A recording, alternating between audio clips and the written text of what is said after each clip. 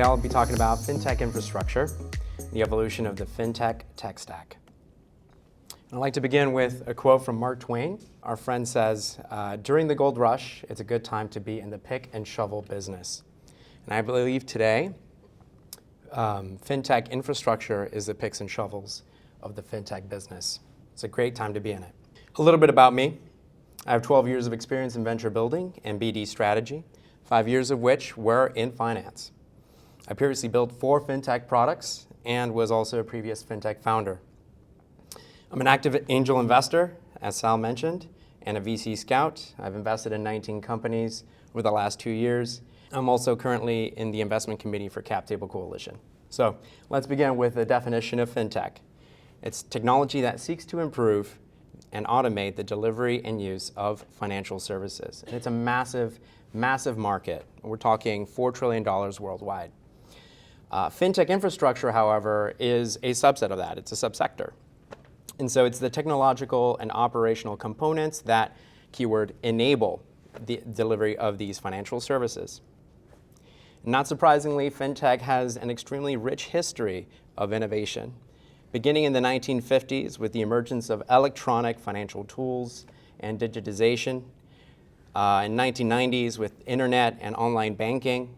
That moved all the way through the 2000s with the proliferation of digital payment platforms. 2010s were really cool because they brought in mobile banking and crypto, two very emerging things still today. And in the 2020s, where we are today, you have COVID-19 as an accelerant to increase demand for digital financial services. You have the advent of advanced technology like AI and machine learning.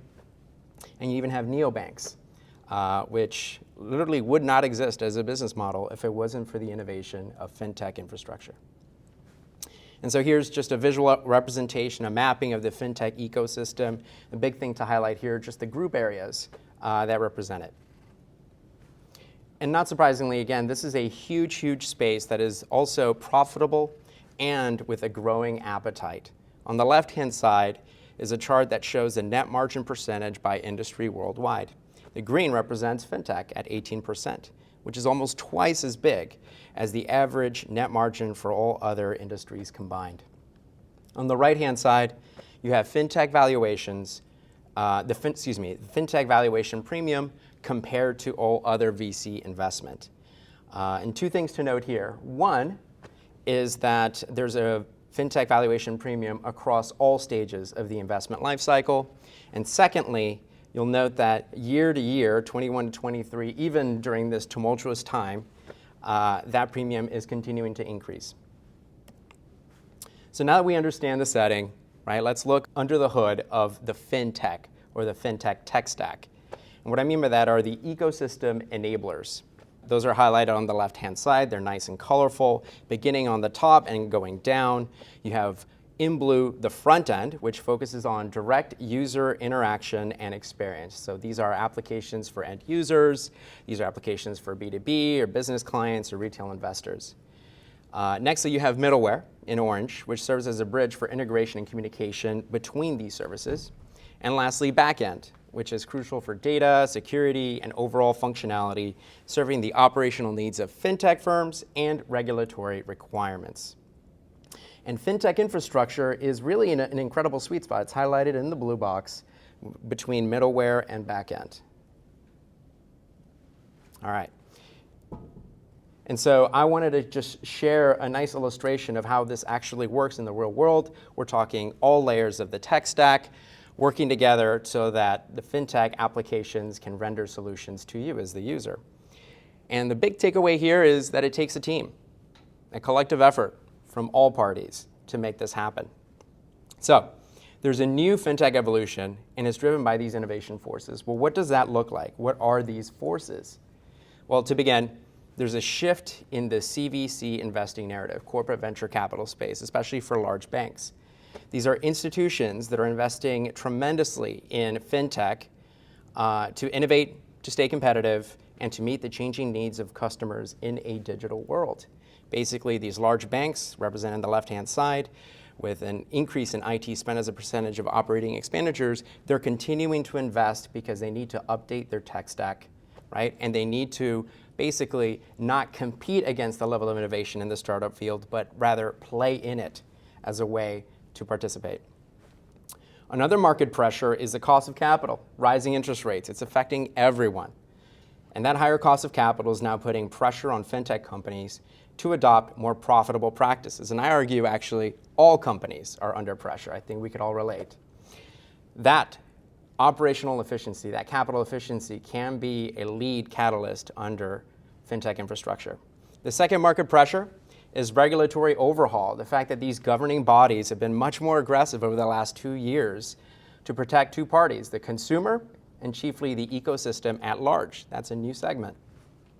And there's some chief driving forces. There's, the automation, AI, which is seen as both a solution for better fraud detection, but also a potential risk. It's early technology, right? You have digital assets, we have data security, and the rise of open banking, and lastly, KYC, know your client, compliance. Banks needing to manage third-party fintech risk. They need to assume the role that they have in the ecosystem. And lastly, market pressure. As a market pressure, you have embedded demand. Now, this is the biggest growth lever here. And embedded demand is the integration of financial services into non-financial offerings. So you can imagine Starbucks with their credit card, imagine Apple with their financing payment plans. Non-financial institutions playing the game. And this is a growing demand of access points for payments markets, which are ironically the biggest and the fastest growing subsectors in the entire fintech ecosystem, chiefly consumer payments and B2B payments.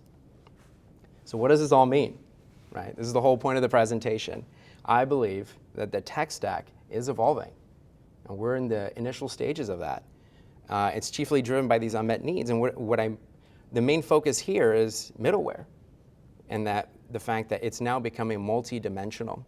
It is bringing the other layers ever closer together, embedding them, and making middleware just that much more smaller. And it's focused on some chief catalyst areas.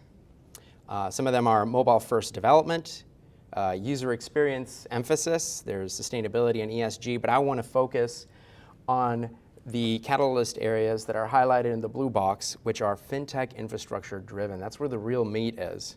Okay? There's increased API integration, which facilitates seamless connectivity amongst a very diverse array of financial services.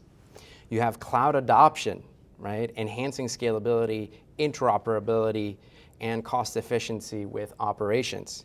You have AI and machine learning, improving decision-making, personalization, and fraud detection, as we covered earlier.